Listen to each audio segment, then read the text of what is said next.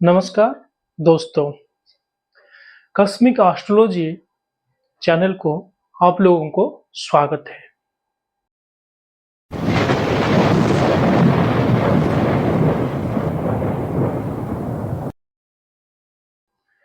आज हम चर्चा करेंगे ज्योतिष के बारे में।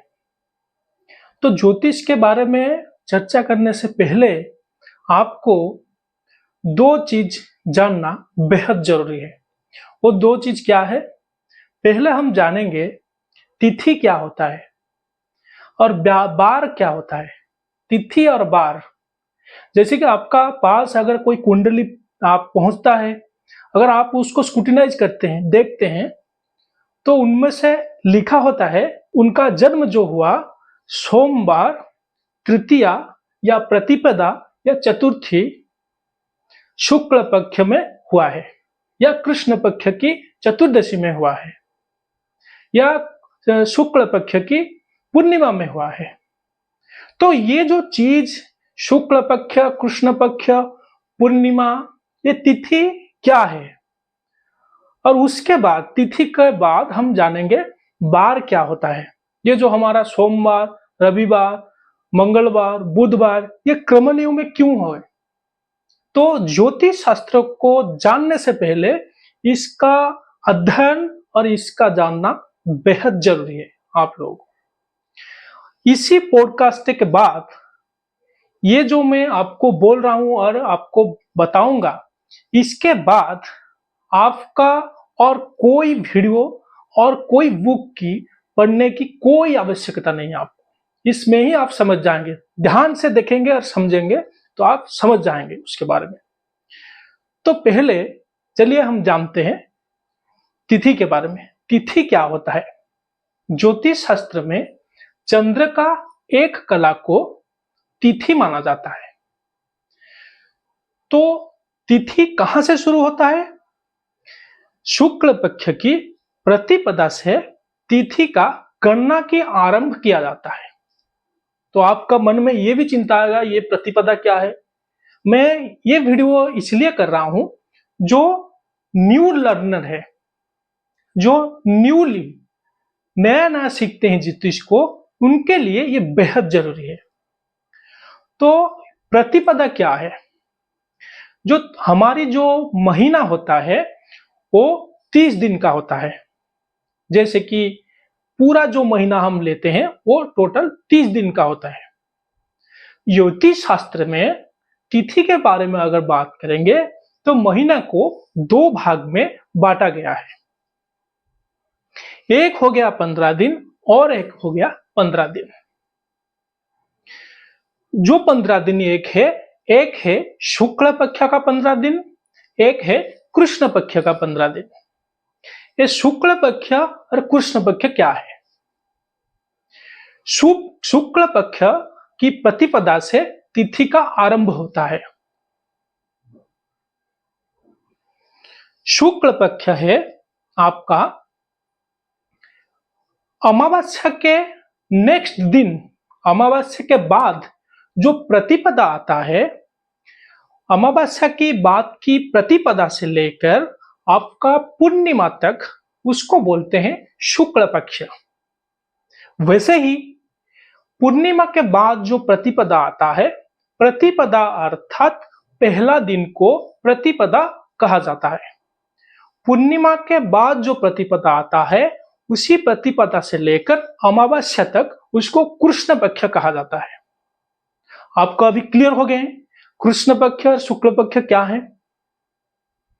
तो उसी हिसाब से शुक्ल पक्ष की जो आरंभ होता है अमावस्या के नेक्स्ट दिन, अमावस्या के बाद की जो प्रतिपदा होता है उससे शुरू होता है।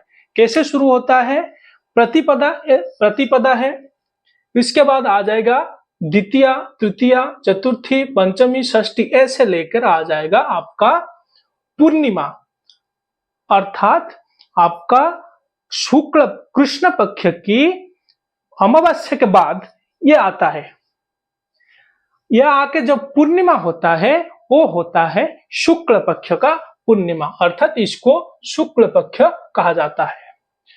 उसी हिसाब से पूर्णिमा के बाद जो प्रतिपदा आता है उसी हिसाब से प्रतिपदा, द्वितीया, तृतीया, चतुर्थी, पंचमी, षष्ठी ऐसे लेकर आ जाता है 30 तक।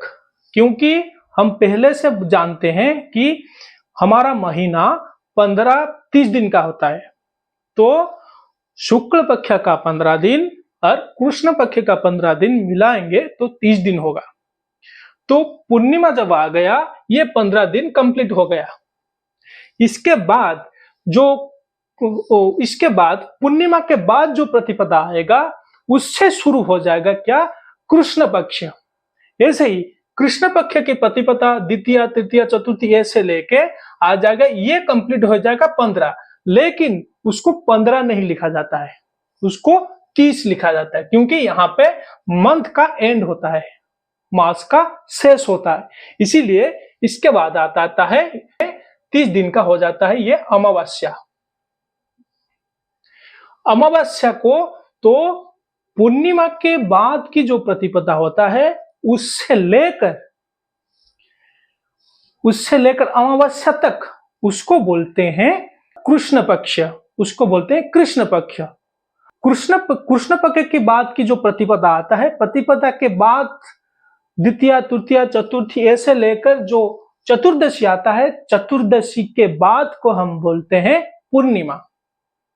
तो लगभग ये 15 दिन और ये 15 दिन, ये मैं नहीं लिखा हूं, इसका अमावस्या का जो कृष्ण पक्ष का 15 दिन यही समान होता है, लेकिन कृष्ण पक्ष की मास का शेष होता है, लास्ट होता है, इसीलिए इसको 30 में लिखा जाता है।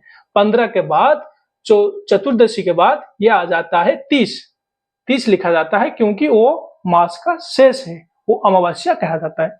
तो इसीलिए अगर कोई ज्योतिष, अगर कोई कुष्टी अर्थात जातक को देखता है तो उसका जो टाइम होता है उसी हिसाब से उधर लिखा रहता है कि शुक्ल पक्ष की तृतीया में रविवार के दिन उस व्यक्ति का जन्म हुआ है, या अमावस्या की दिन सोमवार के दिन उसी व्यक्ति का जन्म हुआ है।